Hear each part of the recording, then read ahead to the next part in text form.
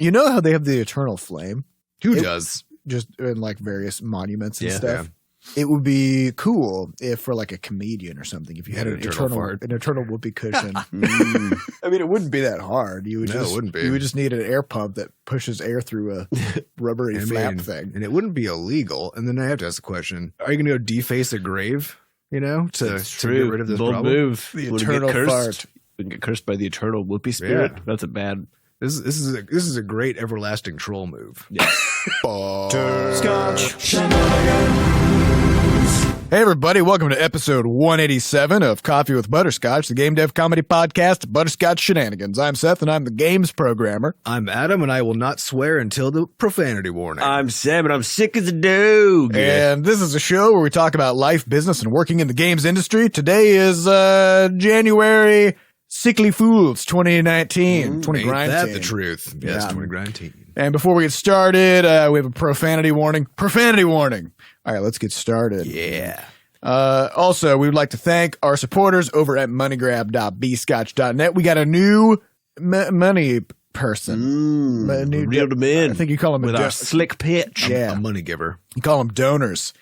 Keith says, been a small-time dev for a long time, and you guys are easily my favorite dev team to follow and listen to. Keep it up, guys. Thanks, Keith. Thanks, Keith. That's super nice.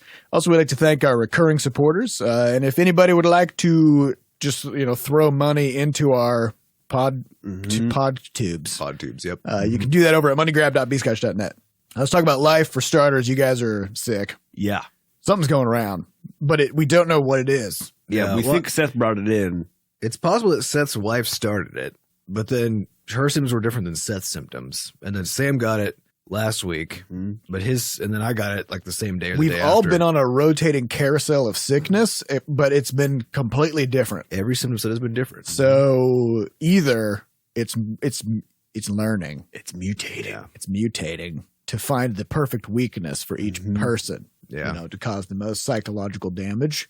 Well, that's true because for Sam, it basically gave him fevers, Yeah. which is not fun for Sam. No. Good For me, it's mostly fucking up my throat, and I already have a fucked up throat, so it's been really hard to swallow. Wow. So maybe... This is dark. I thought it just made you cough a little bit, though. It did, and I hate coughing. He hates coughing even a little bit. He hates it so much. I'm not a fan of it. People are like, I hate needles. It's like, well, no shit. Yeah. Everyone hates needles. Yeah. You're not unique No. in your hatred of needles. Mm-hmm. So I guess I don't mind the small needles from just like regular shots and stuff. But okay, you It's not that I don't hate mind it. them. They're fine. Okay, But sure. you wouldn't be like, I'm going to opt for a stab today. Like that's going to be... Yeah, if No, you but could- I do that whenever I get a flu shot, That's me opting into a stab for that day. Yeah, but you're not opting into a stab. You're opting into a flu shot, which is very Yeah, different. it's a I don't neutral. want to just get needled for no reason. That's what I'm saying. If your choice was be stabbed by a needle or not be stabbed by a needle, wait, all else equal. All else equal. All else Yeah. equal. What about acupuncture? People who like acupuncture do like being stabbed by needles. I don't think they do. I think they like whatever it is that happens. That's from true. that. It's not all else being equal. It's like a flu shot. Maybe they kind of get joined together after you do acupuncture for a while, and then you're like, I'll just get stabbed. Yeah, maybe You just just feel you it. learn to love the needle. Mm-hmm. What is the thing with acupuncture? I haven't I haven't looked into it other than that people get stabbed a bunch with needles and then they're Yeah. like, ooh, yeah. I've had some friends who've done it who said it worked really well for them. But I think But what did it work? What did it do? It's Yeah, a it very works. potent placebo Yeah. effect. Oh, Yeah, because there's actually you can recreate the entire effect by doing things where you pretend to poke people with needles, but you actually just like put like a cold. You can just touch it with a cold thing, so it feels like they got poked. Yeah. It's like that scene in The Punisher where he like sizzles a steak and then pokes a guy with a popsicle, because your body can't actually tell between really hot and really cold at the first sort of go. Yeah, so you feel like the thing is, and people like that was the horrifying scene. it was Yes. grilling a steak and poking a man with a popsicle. I can't believe he tortured a man by touching him with a Wait, popsicle. that was the old Punisher? Yeah, I think it was Which is then hilarious in comparison to the new Punisher on Netflix because that is fucking brutal. Yeah, a little bit he would more. literally He just sizzled actually- a man while eating a popsicle. In the new one. Yeah. That would be more accurate, Yeah. definitely. But yeah, it is funny to me though because that whole whether acupuncture is real and what does it actually do and all this kind of stuff. It's like it doesn't matter that it doesn't do anything Look at the because it outcome. does a thing. Yeah. It does the placebo effect, Mhm. and the placebo effect is a real medical treatment. Yeah. So don't knock. I wish placebo. I wish there effects. was a little more honesty in it though. If they just called it like placebo needles or something, But then, you gotta have the hype around it to make it work. There's an article in the New York Times about it that like the more sort of theatrical it is, the more the effect works. That's true. So you could just call it super legit acupuncture. That'll cure. How do you take it? Showman it. How do you take it to the next level? So what I read about was the woman would like jump on the table and stuff, like like while she was doing it. They should fling him for across. Did the she room. have like a blowgun? Maybe there's like music that would play, Yeah. But yeah, like the final countdown. Yeah. The only problem is but the placebo effect cannot do things like cure cancer and stuff, right? Yes, so the only problem is when people use this stuff because I don't give it's the same deal with homeopathic remedies, right? Which because they literally don't do anything. But that's fine as long as you're using it to like treat a cold or to treat the flu or whatever. It wouldn't even have a mild form of those. Well, you're not treating the cold. You're just feeling better about having a cold. Yes. And then your body cures it over time. Exactly. It makes you heal faster. So that's all fine. The problem is only when you start using it for, stuff bullshit that you purposes. need medicine for. Yeah. Yep. If only the problem is that for some reason people just can't tell the difference in using nuance for things. Paint with a broad stroke. If you're like, hey, acupuncture worked for this like mild headache I had. So when I have use cancer. It to cure my colon. Well, when people don't understand nuance, there's money to be made. There is a lot. There is true. Yeah. All right, let's talk about Bandersnatch. Yes, so that's how you. I believe that's how you say it. This is a show. Bandersnatch is a show that came out on Netflix, and it's a choose your own adventure. So I saw everyone's talking about it last week or last 2 weeks. And so is this a Black Mirror thing, or is yes, this different? It is a Black Mirror thing. It's a Black Mirror thing. It's a single episode, I guess. But basically, what it is they added in this control in Netflix where at certain points in the movie you have these two choices to make that pop up at the bottom of the screen, and then you pick which path to go down, right? And so the first one they give you is like, do you want cornflakes or do you want what is it, like some other baby's blood? Yeah, well, not they don't go that dark. So the characters sit there looking between them. Do I have the cornflakes or the baby blood?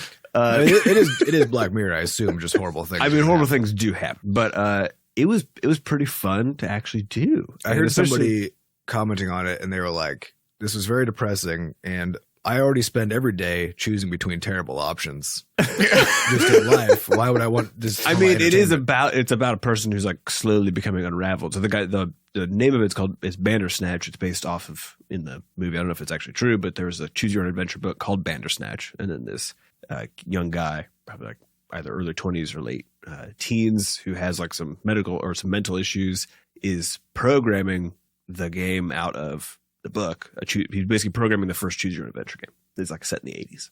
And then through that sort of like slowly just kind of unravels. So it's a choose your own adventure movie about a choose your own adventure book. This was my only problem being turned into a choose your own adventure game. It was so... That's too meta. Yeah, it was a little too meta. That's several layers deep. There. But it was actually really fun. And so I watched another show afterwards, and I found myself kind of wanting. I was like, can I make the choice here? Because like I know what's good, Well, people always want this. People are always screaming at the TV during sports games and stuff. Yeah, but imagine if during a horror movie, the option was like, you see that door creak open and it's like, go in there, don't go in there. You'd be like, don't. Yeah, don't. Just leave. The problem is that this technology can also be used for evil. I was watching the Ellen DeGeneres stand-up, the recent one, and after some of her punchlines, they would pop up a little button that would be like, want to see that again? And just like ruining every... Wait, really? Yeah, like this is a Netflix thing. It was like the same button that they use for this thing, right? Like it shows up because they can control the playback, right? And so... But it's a joke. Yeah, after every fucking joke, if like when the audience laughed enough, I guess, then they would pop up a little button like, see that again. I'm like, well, you just fucking ruined this. You ruined this whole... No, you know what it is. Thing. You know what this is for. Huh. This is for people who run Netflix in the background while they do other stuff. Yeah. So they would hear like the laugh in the back. Oh, I didn't listen to that joke, and then they would click on that button. Maybe I didn't know they were using it for that. Because there's no other scenario where you would re-listen to a joke immediately after hearing it. I hated it. And there was another stand-up where they didn't use the button, but they would put a hashtag. Like so, I can't remember who it was, but every time she would again have some punchline with a joke, they would make up like a Twitter hashtag that kind of summarized the punchline, and they would put that in the bottom left corner. And so. I think I saw that one too. Yeah, it just ruined the immersion in such a horrible like, can't we just share a moment? They better give you an option to turn that off, I guess. They didn't have one because we looked for it. So yeah, as much as I'm excited for the idea of a choose your own adventure, I'm a little worried about Netflix's capability to not just be an idiot about where they're using this technology. Because it started with the skip button, remember? Like everybody was so pumped. Skip intro. Yeah, let you skip the intro. Like, fucking brilliant. And they said, cool, let's now use this for Choose Your Own Adventures. Also awesome. And they thought, why not just have this all the time, just for everything? So you can just, at any given moment, you can read all the options at your disposal. Pop-ups. And just, pop-ups. People love pop-ups. Yes. So if you didn't choose, did it like pause? Yeah, so basically like the dad would, like in the case of the cereal, he's like, do you want these? You want these? And then it would sort of, they did a really good job of sort of cutting between the two of them. No, it's not really a loop. It's like, he was like, the screen sort of always gets, the character always gets lit a little bit differently. And there's like this moment where the choice is happening, like dialogue in Skyrim or something. Yeah, like kind of. Yeah, and then you choose, and like they sort of make banter for the 5 or 10 seconds regardless, and then once it goes up, whichever choice you made sort of sinks in, and you're like, okay, yeah, I'll take this. Now, is it like, because I remember they do a really good job. I remember reading Choose Your Own Adventure books as a kid, and invariably it's like what even no matter what the choices are, A, like you have no way of really discerning what the right choice is. Yeah. And B, the wrong choice generally kills you. So, so to be like, do you want the cornflakes or the oatmeal? Like, I'll take the oatmeal. It's like the Stanley parable. Well, so my problem with it was like, as a person who's also a developer of games, I was like, all right, we need to ship the best product here. So whichever fork gets me to the point where Bandersnatch is the greatest selling game, like that's the one I want. Because basically what happened is as you get to the end of whatever the fork is that you took, there would be like a little sort of 1980s style review of Bandersnatch that would play. And they'd be like, oh, what did you think? They'd talk to this like weird dressed kid to be like, what do you think of this? And I was like, oh, it seemed really well put together, but then he kind of lost it throughout. And then, 2.5 stars. And so at some point, it very much became a game for me when I was like, I need to get 5 stars. Like, this is what this is going to be. I need to make this game. I need to ship the best product, which spoilers. So if you want to do the Bandersnatch thing yourself, go for it. It is very gory, which is why I wouldn't necessarily recommend it for most people. Very gory and dark. In order to make the game a 5 out of 5, you have to kill your dad and chop up his body. Okay. Oh sure, man, that's the only way to do it. Just like life. And then and then they reveal like 6 months later, then the dad's body was found, or pieces. You have to kill your dad and chop up his body. It's the only way to in order to get a 5-star review. Interesting that the first time Netflix decides to try this technology is on like a super fucking dark thing. Yeah, it's really. But one of the funniest ones though. So now that we're in spoiler territory, so because the kid basically becomes aware of the fact that he's not choosing his actions, that someone else is choosing. Oh, so this is just a Stanley parable. Yeah, basically. Yeah. So he starts becoming aware of it, and at one point he like screams up while he's typing. His computer breaks, and he had like the lights dim, and he's about to make a choice, and he screams up, and he's like, "Who the fuck? Like, who is this? Who is it?" And depending on your choices, at one point you can say that it's Netflix. Okay. And then on the little like, they went as meta as they could. Yeah, they went as meta as they could. So on like the little monitor, it's like watching on Netflix. It's a streaming platform from the future. And the guy's like, what? What is Netflix? And then his dad comes in. And then he chops it. This is my favorite one, because this is one of the only ones that doesn't have like a super dark ending. His dad comes in and he's like, what's going on? He's like, someone from the future is talking to me. And he's like, do you want me to call the psychologist? And the son's like, yeah. And then they go, and then the psychologist just asks this hilarious line of reasoning. She's like, okay, so don't you think that if you were on an entertainment streaming platform, that it would be a little more entertaining than this? because we are in like a regular room. I'm a regular person. And then your choices are yes or hell yes. Like, I want more entertainment. Right. Yes or hell yes. And then no matter which one you choose, he like splashes her in the face with a teacup, and then she whips out 2 like batons, and they have like a fucking fist fight. This is my favorite part of the whole thing, because I was like, incredible. What? Yeah. And then at the end of it, so like that ends one sequence, and he screams like as he's being pulled out the door, something about like his friends from Netflix. Or if you choose slightly differently, then you try to leap out the window instead of fighting her, and then it zooms out and you're on the set. And he just and they're like, what do you do? You're not supposed to go out the window. And he's like, I thought I was gonna go out. And then it's super fucking weird. It's like, I thought it was really fun. It was very fun. Weird. I like that aspect of it. So they went so hard on the meta level, and then also like the meta level and the darkness was so intense for both of it that like I could totally see it not like, it's not a thing I think most people should actually watch, because it's not, it's too dark. Like Diana came up and my wife came up and watched it for a little bit, and she was like, this is really unsettling. Like the whole this vibe of the whole thing is very unsettling. Yeah. Well, I mean, I guess that the technology is proven now. I think honestly, maybe you'll see more. Yeah, I think it'd be a really fun. I can imagine watching with a group of friends something like that. That's more like especially like a rom-com or something that's actually like fun to watch, or like an action movie, and like being able to make those choices as a group would be hilarious. Well, that is an interesting thing because nowadays when new content drops on Netflix, it oftentimes happens kind of silently. Yeah. Like it's just there, and then people will just watch it off on their own. Yeah, over the weekend or whatever, and then they come in on Monday and like, hey, did you see like, oh, there's a new season of blah, and then they talk about it after the fact.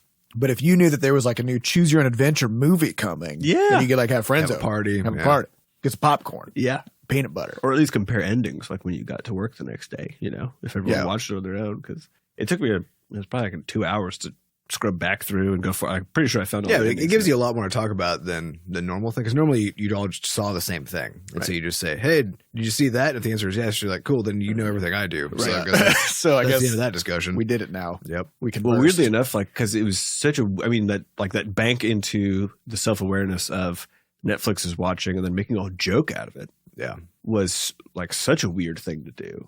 That, of course, and like they would never have done that if it was just like an hour and a half long show. Right? Hopefully they get a Deadpool movie. Oh, that would be so good. A Choose Your Own Adventure Deadpool. Oh my God.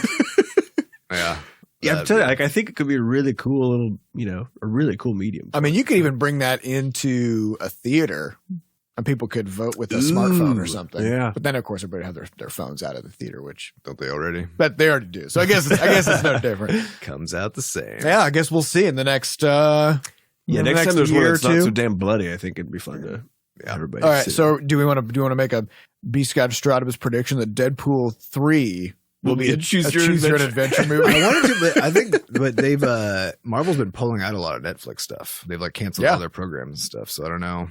So maybe they'll have their own thing. Yeah, I don't know. Or I don't know. I mean, Infinity War's on there. There's a bunch of. But they canceled all the shows though, so I don't know. They canceled the stuff that Netflix was doing for them. Oh. Maybe because they needed to cancel them so they could reboot them as Choose Your Own Adventure shows. Maybe. Probably. Fit the medium nicely. Yeah. All right, let's get on to some studio news first. Shenandoah Jam 2019. I got you. It's happening. July 12 to 14.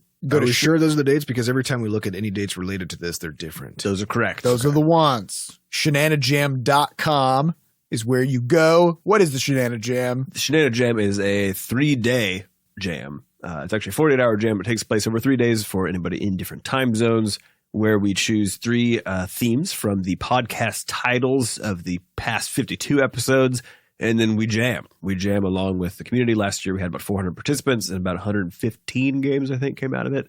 The year before was about the same. So if you have ever made a game or not made a game, doesn't matter. Just so if you're alive, if you are a person who is interested in doing wacky things, to me it's kind of like doing I don't know, almost like a Tough Mudder or like an obstacle course. Like it's just a weird thing to do, over a weekend, where it's like if you haven't done it before, it's fine. You could just go struggle through it, and at the end of the day, you just get electrocuted and covered in mud. It's fine, So and then you got stories. That's what you learn things. Yeah. So we always have a really good time with it, and you can go to shenanajam.com. That links out to the page. There's already quite a few people who have signed up for it, and you can see also the top 10 video we put together last year for basically the top 10 rated jam games that came out of it. So the community actually rates the games for another 2 or 3 weeks post the jam, and there's actually, I think last year we had like 2,100 ratings or something like that came through. So that's pretty good. People do a really good job of looking at other people's stuff.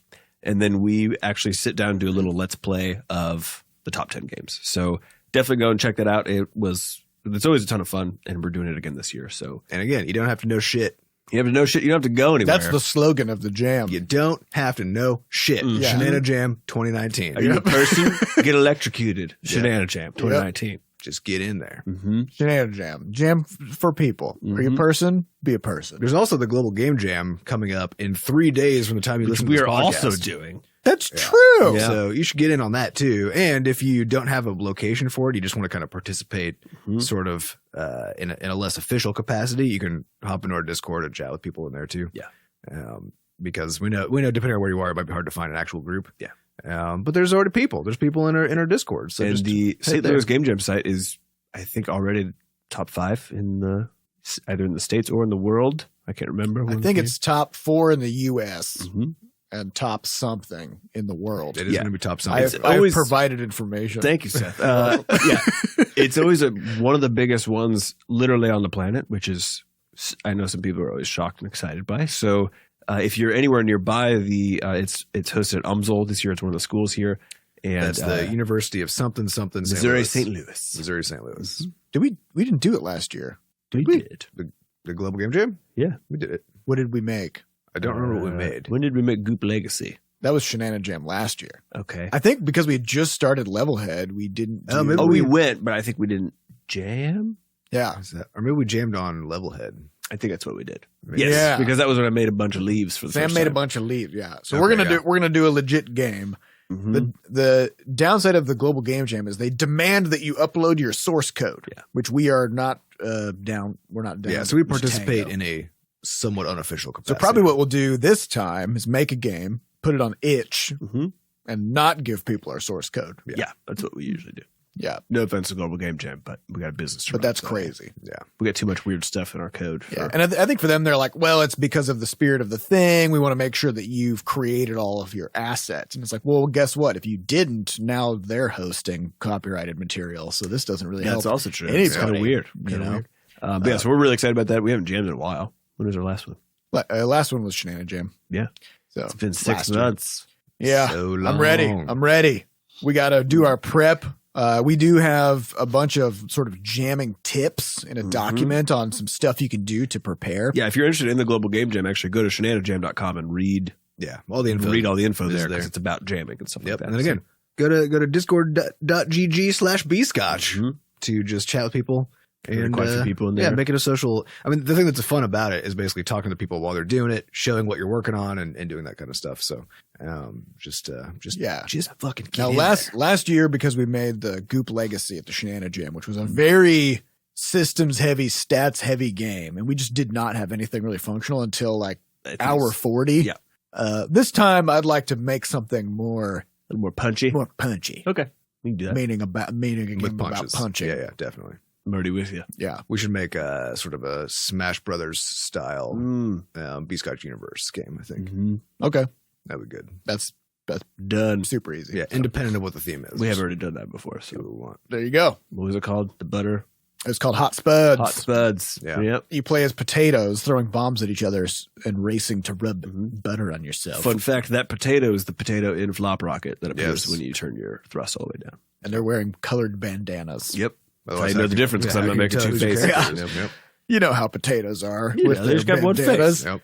All right. And then last bit of news to talk about is let's talk about our DevOps stuff. So last week we talked about that we had read the Phoenix Project and we were like, oh my God. And it's so good. So then last week after the podcast recording, then we started doing some work to evaluate what the F is going on in our studio and try to find problems with our pipeline and stuff. So let's talk about it. How's it been? What have we done? I also want to follow up because I mentioned the Devops Handbook, which is kind of like the book that's about the details of the sort of novelization thing.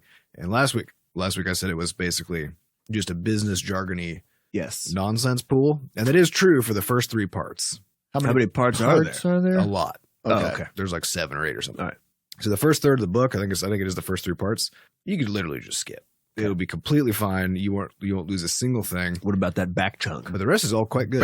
Chunk. You know? So I would recommend if you read the Phoenix Project and liked it and thought, I just want to think about this more, but in sort of more conceptually without this sort of novelization part, but just I want to get into the details, you know? In a less thrilling, less sort of interesting kind of in a way. It's still interesting if you like the topic. Yes. You know? I did see a few people had picked up the book and read it in Discord. Yeah. And we're talking about it. And some people were like, they got stuck on it just like we did, you know, where it just sort of grabs you by the face and then you're off to the races learning about DevOps on accident because it's a good book. It is. So what have we done? We've done a lot of stuff. So I guess to step back, the question is what's the point and what's the goal? And really it is that we don't want to have a repeat of the experience we had when Crashlands came out, which was that the studio was sort of crushed and hampered for a long period of time. And so really what it comes down to is making these processes that can protect the studio and protect us as people. And that can scale. Which we really haven't been able to do. So what that came down to for us was sitting down and asking a bunch of these questions. Mainly, the first angle we took on it was just there's this series of questions around waste that come in. Actually, the back of the Phoenix project, that's actually the intro to the Devops book. There's just sort of a point by point. Here's the different kinds of waste that exist in an organization, whether it's software or whatever. And here's how to think about them. And so we just went through that list and just asked the question, where do we have this? Where do we have this? Where do we have this? And that basically just right after the podcast, we spent the rest of the day going through this stuff. And it took the entire day. And then we redid our Trello boards. We redid literally everything about how the studio operates. We rebuilt the whole workflow for every project. Yeah. And already it's proven to be very good. We started making a better centralized knowledge base using Notion. Yes. We actually have a repository for institutional because we did knowledge. and we had a lot of stuff. We didn't make a concerted effort to make sure we were documenting everything, but we still had a lot of documentation. It was just basically scattered about in Google Docs. Yes. And Google Docs' folder structure kind of sucks, so it was never really organized. Yeah, so and the whole pattern of just using search to find stuff is great, but only if you know what you're looking for. Yeah, and so that doesn't really work for documentation that well. Yeah, so this huge reorg happened basically in a day, and then Tuesday came on and we implemented it immediately. So we had a production meeting, and essentially what that meant for us was we'd sort of defined what that actually looked like. So in previous times we would just be like, oh, we need a production meeting, which is just vague. At an arbitrary we need to time. talk about what's happening in production, but there was no sort of like skeleton of how it's supposed to operate. And so we had all that figured out and just kind of burned down the list and started kind of getting to work. And so the basic way it works now for us is instead of just doing work as it comes up, which is that idea of unplanned work, we essentially plan whatever is going to be the next, I guess sprint is what you'd call it if you're coming from an agile methodology, but the next chunk of work essentially as a team. And then it's like the next 2 to 3 work days, basically. Yeah, as for now, because we're trying to make sure we get enough cycles in on the production meetings to figure it out. And the goal is to eventually be able to stretch that out, so you don't have to have so many meetings. But for now, it's every 2 or 3 days. And so we basically just sit down and chat and look at all the stuff that's sort of come in, all the stuff that has already been there to do, and then prioritize based on some of these intelligent decisions about how to make sure that we're able to reduce entropy in the project as we go forward, reduce bugs. But then also build, important new features for us and for users. And so, and actually just consciously setting all the prioritization against the broad goals of what we're trying to do for each project. Exactly. So, and there was and it allows us to make hard decision-making criteria that we can then adhere to that we think guides our workflow better. Mm-hmm. Even things like one of the things that Sam and I discussed yesterday is when you're working on a big project, every now and then there's going to be some aspect of it that if it just got fixed or improved a little bit, it would make working on the project so much more enjoyable. Yeah. And so we just called those Beeves, or each one is a beef. Yeah, because it might otherwise be low priority. Yeah. In the sense of like, it's maybe a minor bug not that doesn't need to be resolved, doesn't break the game. Maybe it's something relatively minor that you don't feel justified in fixing right now because there's so many big problems. Well, bugs and beeves are kind of like the opposite side of the same coin. Bugs are like a problem with it's a functional problem. Yeah, and a beef is just something where you're like, it just pisses you off. Stop. Like, and it's not that big a deal, but it just for whatever reason, the way you come across it, how often it happens, whatever else, it's just that little thing, or even just how long it's been a problem. Yes, because we got a couple of mechanics in Level Head that we're still not happy with. For me, the big one is horizontal movement inheritance. Like if I brought Super Mario in today on my Switch, and we're gonna do some. So like I tagged that as a beef, and next production meeting, I'm like, we're figuring this shit out, and I'm gonna get it done because the game plays fine, but when you're on a moving platform that's going side to side, it feels wrong to not inherit its movement. It's like if it's going to the right, at 60 miles an hour. 60 miles an hour. And you're standing on it, you would think, oh, when I jump, I too will go 60 miles an hour, right?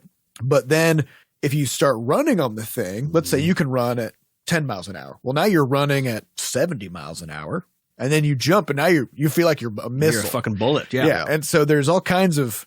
So the question is like, if it gets too close to what would actually happen, then it feels horrible. It actually feels absolutely and this is something that the game Tribes Ascend... that they had a weird time with because in that game you go real fucking fast. Yes. And so they actually found that they needed to apply a 50% velocity inheritance on all projectiles, because if they actually inherited your velocity, it would be an incomprehensible nightmare. And they basically is. Yeah, and they released a couple of weapons that their whole special thing was that they had 100% velocity inheritance. Interesting. And those were like really extreme expert level things. But yeah, when you try to apply real physics to it, it breaks the game. Yeah. And so we still haven't. I think you applied no inheritance, right? Is that what it's currently? We've done or tried a bunch of things. Yeah, well, it's also weird because in Levelhead, and this may be something that we need to figure out, but like in some platformers, they have this idea that if you stop holding down directional keys while you're jumping, then you just keep going. Right. It's like if you're running to the right, you jump and you let go of the right button, then you'll just finish your jump. Right. In Levelhead, if you release the movement keys, then you also stop in the air. Yeah, you'll slow down. Right. So you have deceleration. So you do inherit velocity, but if you're not holding any keys, then you just immediately stop. So it feels like you're not inherited. Right. So it's kind of a. Yeah. Yeah. So there's a bunch of these, this is a beef that's just been there for a long time. Yeah. So we rolled in a couple of these ideas, which is like, you package up your Beeves before the production meeting. You look through all the cards. Like, what are just a couple of things that if they were just fixed, you'd be so much happier with the product. You pick a steak so you can grill it. Exactly. And then we also throw those in there with the weekly. We want to at least take care of a couple of Beeves every sprint. We want to at least take care of a couple of cleanup and optimization problems so that we don't end up with a huge stack of entropic garbage. Yes. By the time we launch the game. It basically should be that your feature additions should be overwhelmed by all the other stuff, really. Yeah. Because every time at this point in the project, for sure. And I actually think just in general, because features produce bugs. At a one to many relationship, right? Which means that if you're making a feature, you need to be squashing as many bugs as other features have generated to stay afloat. So I think that was this important lesson that it feels wrong to not be adding features. Right. If you go 2 sprints and all you do is fix bugs and clean things and then it feels wrong. Like, we haven't moved the project forward. It's like, no, you have. You have, and you absolutely have. Now you've made it possible to go much faster later. Like this is actually what's just no less important. This is what's been really nice about the production meetings is that basically because we agree as a group what the priority things are, and those just go into your doing pile, and the doing pile is your only job now. Yeah, for the next couple of days. Exactly. So instead of before, it was like you had whatever it was that you thought you were working on, and then, this thing came up and we need to take care of that, and it seems like higher priority. This thing maybe is actually more important. And so the reality was there was never actually a set task list of things you need to do. So you had to remake decisions. Yeah, every time you finished anything. Yeah. You had to remake the next set of decisions on what you should be doing next. So there's a lot of clarity. It's weird though. It feels weird. Why does it feel so weird? Well, I mean, my way of working for the past 7 years has been just this like whitewater rafting of like dodging all kinds of shit and taking care of sudden new things and whatever. Right. And now all of a sudden it's like, oh no, here's my 10 things for the next day, and I just do those. And I find myself like I finish a task and then I have this weird itch where I'm like, time to figure out what's next, and then I'm like, ugh, no, I guess I'll just do the next thing. Yeah, right. It's been super nice. It just feels very different. It does feel different. Pre-figure it out. I think the level of clarity is super nice, and then there's a lack of an energy burn that comes with none of these decisions being made sort of on the fly, which is super nice. Well, even things like we converted our studio operations into a Trello board. Yeah. That uses the exact same workflow, and so now, whereas before we never would have sort of a structured process on how to handle just general operations of like dealing with maybe our dental insurance needs to be renewed or something like that. And so things would fall through the cracks because it was just cracks. Like there was nothing. Yeah, it's true.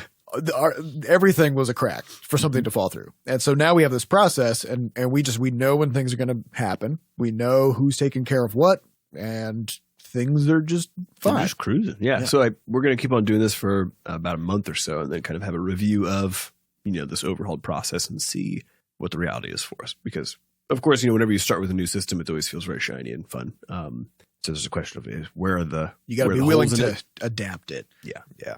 But it's been good. I think it's been good. Yep. Yeah. I think the important takeaway from this, no matter what it turns into, is that all that time spent doing other stuff that isn't just directly creating features, which includes then planning and keeping people informed and writing documentation, all that kind of stuff, is just it always felt like the wrong thing to be doing. Yes.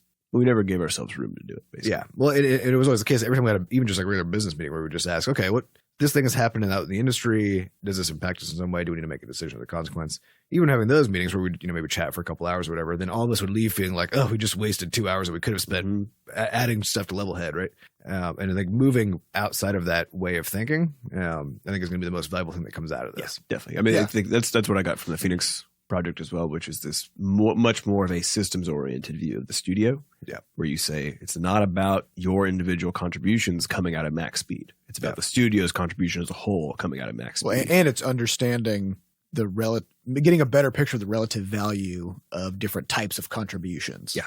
So, like Sam, you were talking about, you totally updated your art process to try to guarantee that any asset that comes to the game to be implemented is now tested. Good to be go. Like it's tested against a framework so that we know that it can be implemented without any problems, right? And so before, because testing the assets was not production, like that wasn't producing assets. My job so was it felt done. like a waste of time, right? Yeah. And in my case, like over this past weekend, I spent a couple hours literally just refactoring. Like I just was like, you know what? I just want to do some cleaning. I just want to do some, weekend cleanup. And I just went into the code base of Levelhead and I just started like tracking down stuff that had been kind of pissing me off for a while in terms of how badly it was working or whatever.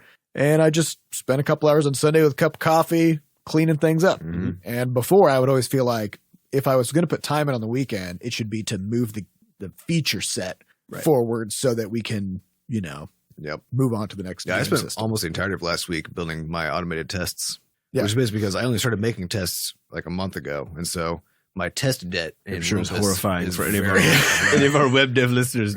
So, because basically none of that had any automated testing whatsoever. And now almost all of it does. So, but it was very satisfying just to, right. And I also caught a lot of unknown bugs while I was at it. But it was very satisfying now I have this automatic testing that happens every time I'm ready to, push the thing out onto the web, and just seeing all those green check marks appear, and just being like, oh, I'm confident this is going to work. Yes, that's the thing. It's fucking miraculous. And now when Seth asked for a change, and I'm like, oh shit, I got to do a hotfix, and I go make the hotfix, and I run my test suite again. I'm like, okay, I didn't break anything else. Perfect, Seth, this is going to work. Yeah. It's going to work when you go try to use it. I mean, I even had the thought. So I think it was last Tuesday. We had a bunch of changes to Rumpus, and that means I had to update a bunch of stuff in the game. And it's kind of thinking about things from this new perspective. I was like, okay, how do I make sure that you don't break everything? That I know that everything is working. Yeah. And that when I update everything to accommodate Adam's new process, that my changes work. And how do I make it so that I don't have to worry about this question again later? So instead of just fixing it, testing things one at a time, taking the whole morning to do that or whatever, I instead took an hour and a half and I built a Rumpus test suite on the game side. And so now under a certain condition, I can just trigger a test and it literally just goes through and tests every aspect of Rumpus in the game. It sends stuff off to the web. It checks everything. And just like in Adam's test suite, I get all the green check marks. And I'm like, okay. Yeah, it works. Everything is doing what it's expected, right? Yeah. So, and of course, for everybody out there who does, software development in a actual production house. Yeah, in a less be very amateurish place, you'll be listening to this and being like, well, duh, this is and in fact I'm horrified, right? Yeah. And this is, we were talking about last week when somebody asked the question, what do self-taught programmers not pay enough attention to? And we're self-taught. The future. Yeah, we're self-taught along every domain, right, for what we're doing in here.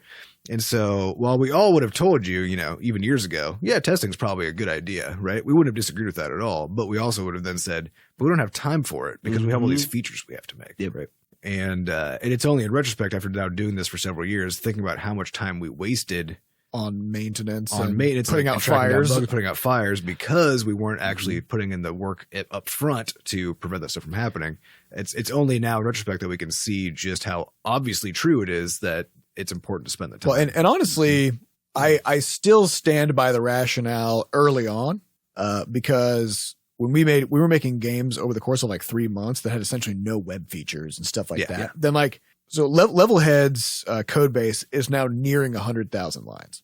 All right. So it's big. It's a big game. It has a lot of moving parts that all talk to each other in a huge system, and it has web stuff. It has caching. It has asynchronous systems. It's a monster that needs testing. Otherwise, it's going to be. But like Quadrupus Rampage, there are so few things that can go wrong that like you can see almost all of them in a single run. Yeah, that's true. Yeah, and so I'm okay with just cram, like in that scenario, just cram the features in, get the damn thing out in 3 months, and don't go bankrupt. Yeah, I think for me, it's like when it comes to Butterscotch ideas. This is the moment we started adding web content, where now we have basically two pieces of software that are talking to each other, that are managed completely separately, that can have their own versioning. Right? Yeah. That's where things start. That's where things get real sideways, and the fact that. And I guess all of you web developers out there would be horrified to know that Butterscotch ID, the legacy system, has no test environment whatsoever. Yeah. And it only has production. There's no testing and there's no development environment. Yeah, there's a reason why there's a reason why we had to move on from that. Yeah, I make a change locally, and then you I pray. just push it, and then I just hope for the best. Yep.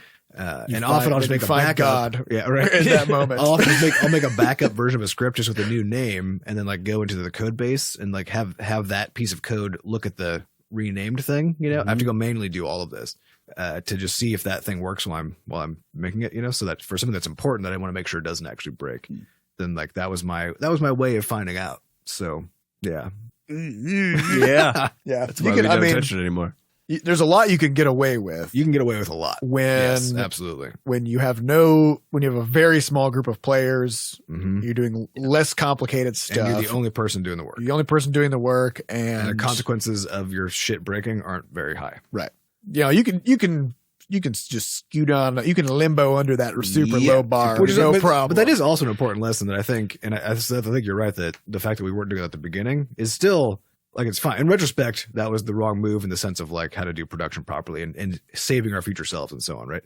But it still wasn't actually the wrong move because if you wait until you already know all the concepts and you already know concepts of like test-driven development and the importance of having a dev environment and how to manage your Git process so that people can collaborate with you. If you're trying to start already knowing everything, then you can't actually That's start. just too heavy. Yeah, it's too much. Well, yeah, it comes with a lot of tooling, actually, as you slowly build up the process and stuff. What you got to recognize is your job is to make successful games. Yeah.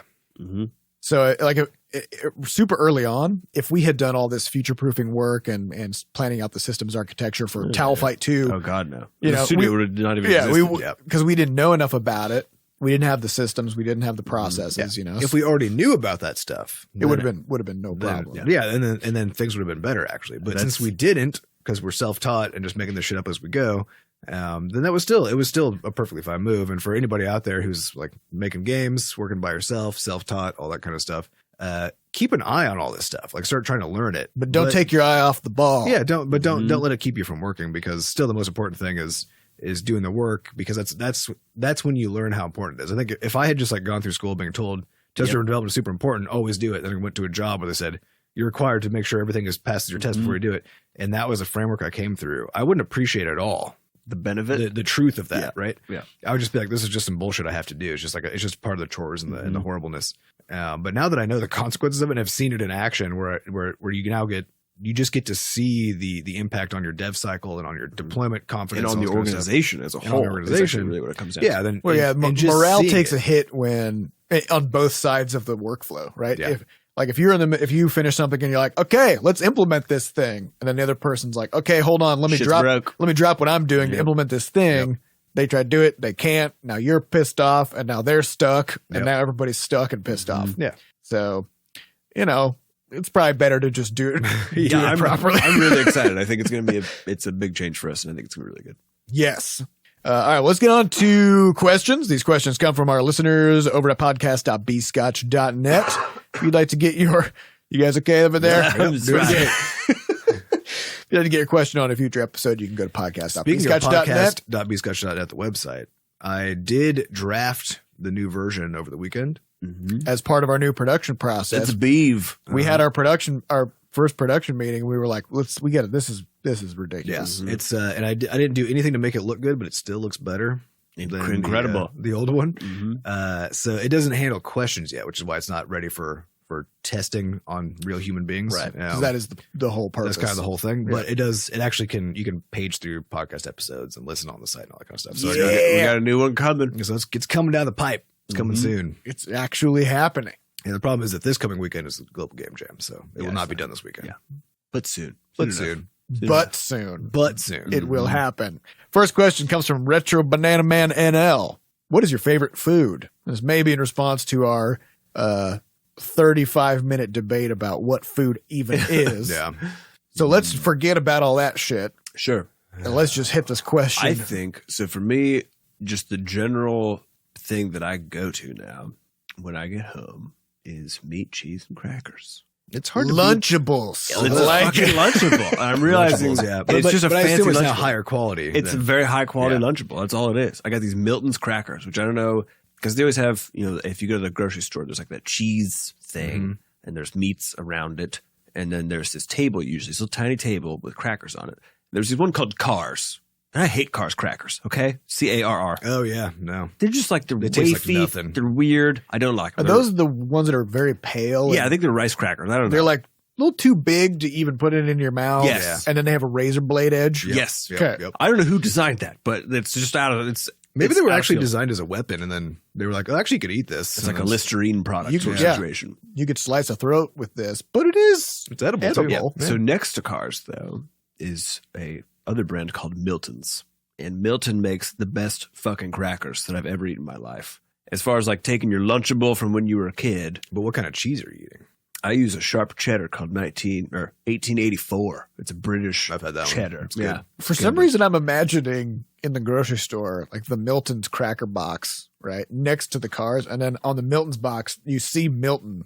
And he's just like looking disapprovingly over at the Well, I think the weird thing is like Milton's is, I don't think it's as big a brand as Cars. Like Cars always has best placement for all this stuff. And they even like they recently changed up the store. Car crackers the ones that people always put brie on and stuff. Yeah. Okay. It's really just, it's a tasteless vehicle for cheese, I think. So it's like a pancake. It's like a pancake. But those Milton's crackers are so good. And then I just get like a summer sausage and some of this cheddar. And yeah, it's just my favorite thing. 100%. Speaking of cheese, my wife and I have gotten kind of into stinky cheeses over the past few months. And so we're always getting stuff and just kind of like, and then we open it up just to see how stinky it's going to be. We're like, oh, fuck yeah, So, this is so good. It's gonna be amazing. I was vomiting. So we got this new one that we hadn't had before this weekend.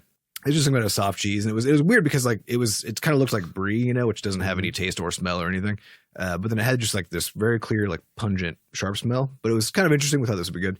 It had this weird, but it was so weird because that pungentness actually like when you ate it, it turned into the aftertaste of like just Velveeta or something. So it's this very weird, like stinky cheese, like super high fancy combo of then having an aftertaste of just, but then there was a problem. Velveeta is fucking delicious, I think. I don't even know if I could eat it anymore, but I'm not sure. It's been a long time. But there was a problem, which is we were eating the cheese and we're like, this would be really good on grilled cheese. Wait, so you heated it up? So not only we heated it up, but some of it got just like on the pan while it was really hot and fucking stink bombed the house. I was gonna say no.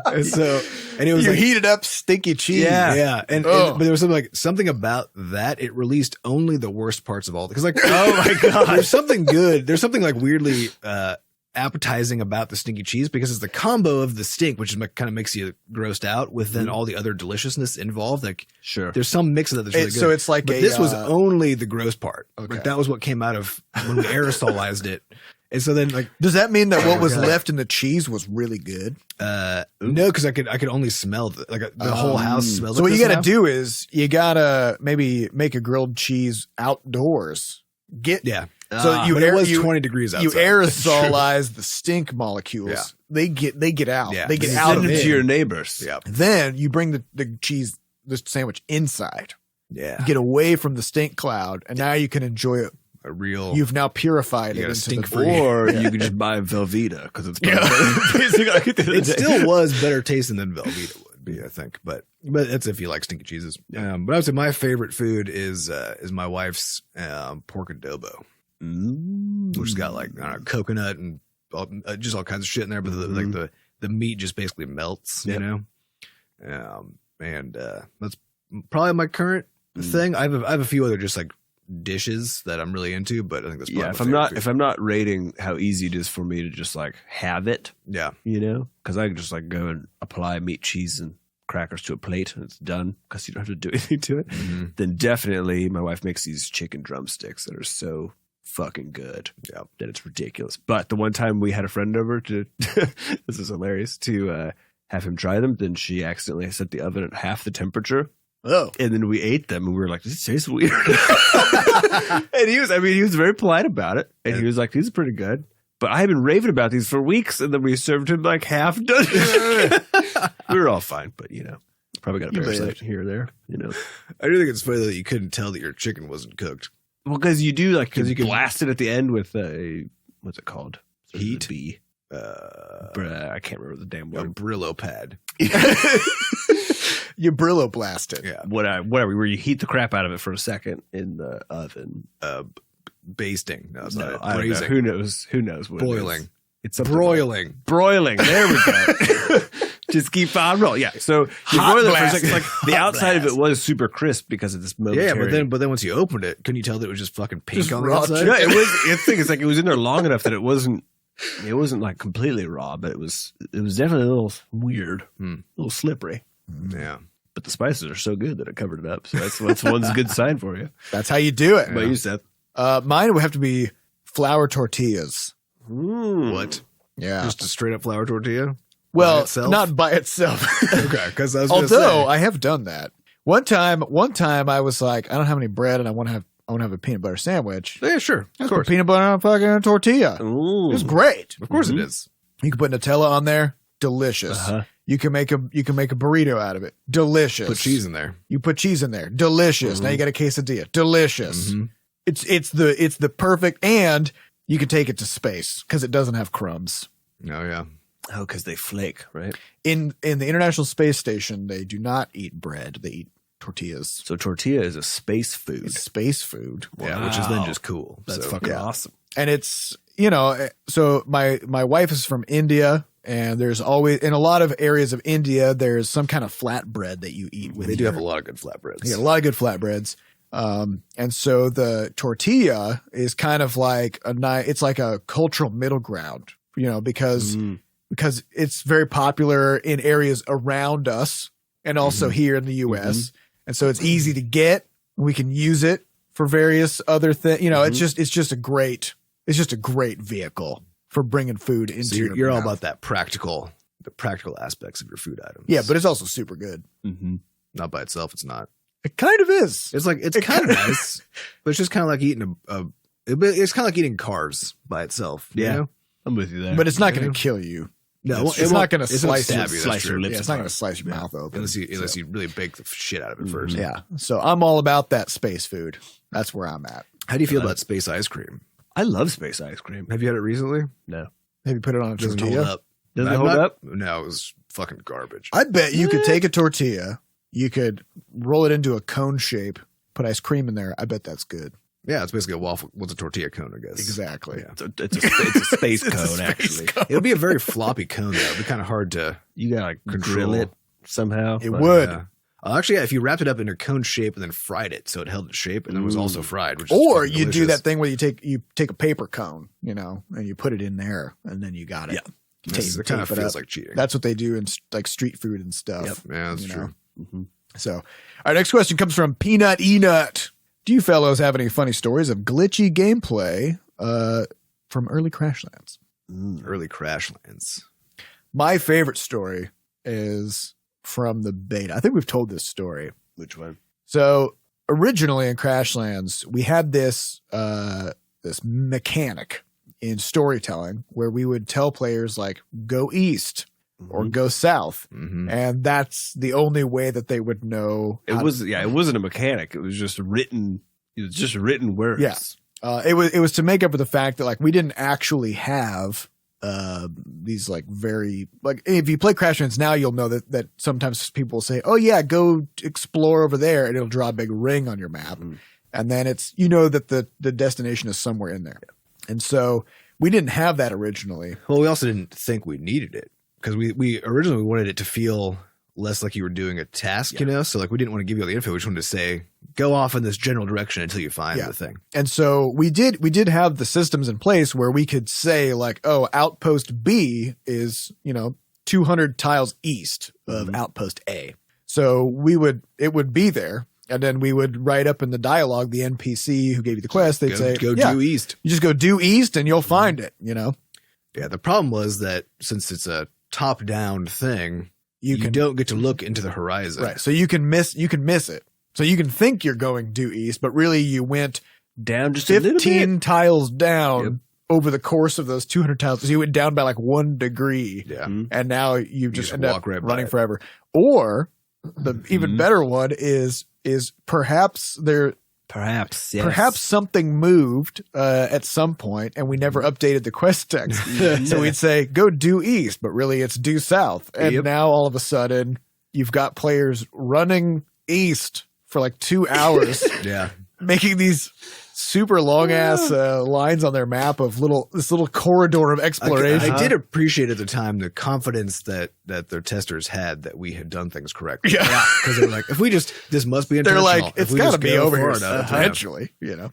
But that was my bad. Yeah. So that was one of that. We found that during the beta, and within the first couple of days, we were like, we need to redo this system. So we did. Yeah, that entire map system happened, I think, on like day 3 of the beta, because we got enough of those where people either would just walk right past something because you can't see outside. Was this during the beta that this happened? Yeah. We didn't even have this until the beta. No, we created that. We created that ring system during the beta test. I thought that was like after the alpha test. Shit. It was like 5 weeks before we launched the game. Shit. And I feel like that's one of those things where, again, like you can build a whole game, and then there's this one fuck up where if we had launched with that, with that missing, man, that would have been real bad. I also like the, I guess, and it's probably a bug because it's unintentional design of the fat fish in Crashlands.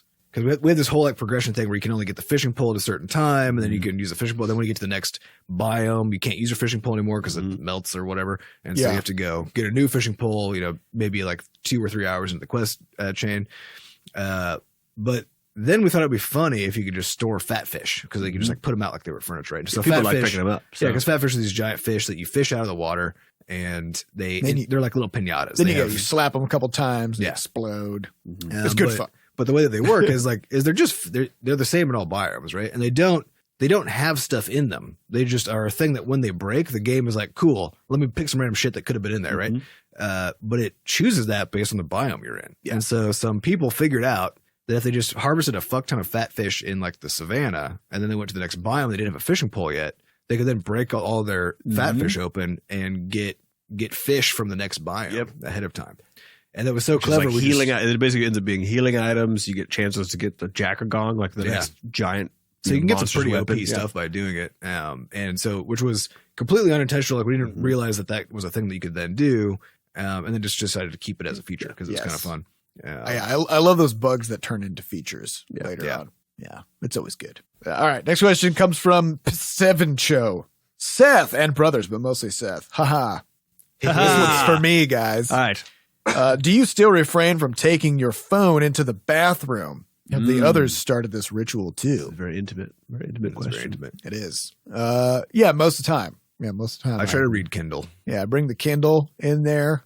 I think the most important thing is that you have something in there that makes it so that your ass is numb by the time you leave. You need to make sure you stay in there for at least half an hour. Yeah, it's got to be at least. I thought you were going to say like you don't bring anything in there and you do your business and get the fuck out. But you're like, I'm going to bring Encyclopedia Britannica, read through. This is a sacred part of the day where you have to. It's just you alone with your thoughts and your poop and your numb ass. And your numb you ass. need to numb your ass. Once your legs are tingly and you can't feel anything from the waist down, that's when you know. Yeah, if you don't stumble out the door, then you were doing it wrong. Now the problem is, if you don't bring anything in there, then it's much harder to get to that point. That's true. You have to reach like a real meditative Zen state to be able to do that. Yeah. So I think that's so I got that web blocker thing on my phone because I was tired of if I brought my phone in, then I'd look on I'm or Reddit or some stupid shit. And I got tired of it, so I have that blocker on my phone, and I can bring my phone in there now because I can't do anything I just can't do anything on my phone. I just read because I have the Kindle app on my phone. So I think I used to just read all the time on there. Then I was like, if I want to read, I'm going to read not sitting in the same place where I defecate. You know what I mean? Like I just maybe those should be separate. Why not? You know, let's just separate those out, and I'll get more comfortable. I think the most interesting thing about this is how it used to be. I remember growing up, people would talk about how you would have epiphanies on the toilet. Yep. Like this was a cultural. Was it the porcelain throne? Yeah, right? This was like a cultural thing that people just were like, yeah. Sometimes you go in there and you just like have a brilliant idea. Mm-hmm. And of course, really, that was simply because you weren't doing anything. Yep. Right. You weren't reading. You weren't playing Candy Crush. You were just sitting there. I assume this was back before they had books. This was before they had books. Yeah. So I don't think I don't think there was ever a moment in my whole childhood where I went to the bathroom and did not have a book or a Game Boy, but usually a book though. Yeah. I think we would usually smuggle the Game Boy in there because it was a place. True, I think that's actually what started it for us because you're not allowed to play video games, but nobody's going in there. No one's coming in there after you. So you just go in there, stay in there until your legs fall off, and then limp out. You're like, I don't know what happened. It's crazy. Yeah, you'd have to like sneak around. You'd find the Game Boy from wherever it was stashed. You'd smuggle it under your shirt or something. And of course, it's huge, so you got to like because it's the size of a literal brick. Yep. Because this was the early 90s. Mm-hmm. So I think nowadays that's how that was, and nowadays there's just shower thoughts. You know what I mean? Because like that's now where aren't iPhones waterproof now? They are, but the conductive screen means if water gets on them, you still can't use the touch screen for now. Yep. Are they waterproof? I feel like maybe I thought that was one of their big bragging points. Just dunk them right into a glass of water. I feel like every time some trolls release like beautifully photoshopped Apple like ads that show that you can microwave it and it'll charge. You can dunk it in water. Think I'm pretty sure that's been a big thing they've been pushing for is making it so that they would be. You know, one of the recent Samsungs too. They had all these advertisements of like just squirting water over it. I would argue that they are more spill proof. Yes, I think if you just like dunk it. Yeah, never dunk a phone. I remember seeing this one video clip of this girl sitting on a dock, and she's sitting exactly aligned with the boards. Oh no! And somebody says something, she's like, "What?" And she just kind of like turns, and her phone just slides out of her pocket and just goes right between the boards into the lake. And she's just like, "Huh!" And that was it. It's gone. Yeah. You know, but that phone, no matter how waterproof they say that shit is, that thing is done. Yeah. That thing is done. Yeah, there's no way. So until you've got the actually waterproof phones that have usable touch screens, the shower is now the last place. It's sort of like watches where they'll be like waterproof to 15 meters or whatever. Yeah, it'll be like that. So once they have that engraved on the back of your iPad, then you know. Mm-hmm. Then what? Then you can go scuba diving with it. You get a dive phone. Now you can't be alone with your anywhere. You can't even go to the bottom of the ocean. Now there will be a new subreddit called Diving Thoughts. Yep. Which is like only now while at the bottom of the ocean can you have a clear head and think about things. Or maybe commuting, I guess, while driving. No, because you got podcasts. That's true. You always gotta have something in your ears. Those fucking podcasts, man. God, what a waste of time. All right. Anyways, that's all the time we have for this week's podcast. We'd like to thank our producer Fat Bard for making us sound good. Thanks to our community moderators who keep our Discord running. If you'd like to get more involved in the Butterscotch community, you can go to discord.gg/bscotch. Come say hello.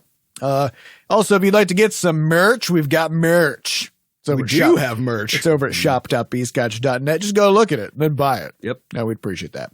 Last but not least, if you'd like to send us something, you can find the address over at mailbox.bscotch.net. Oh, we should also say thanks to Dwarven Jester. Yes. Dwarven Jester sent us a giant pile of candy. Yeah, he does this every 4 months or something. Every quarter. Yeah. Every quarter. He's got it on his calendar. Yeah, he must. This is his quarterly. He usually includes a hilarious note, and this one either did not or it somehow escaped en route, which was so we would have sad. been reading that. Out loud, but instead we're just full of candy. Yeah, which is nice compliment. It's pretty good. And of course, if you'd like to help support the podcast with donations, you can do that over at moneygrab.bscotch.net. Go over there and we'll grab your money. Thanks a lot, and we'll see you next week. Goodbye. Bye.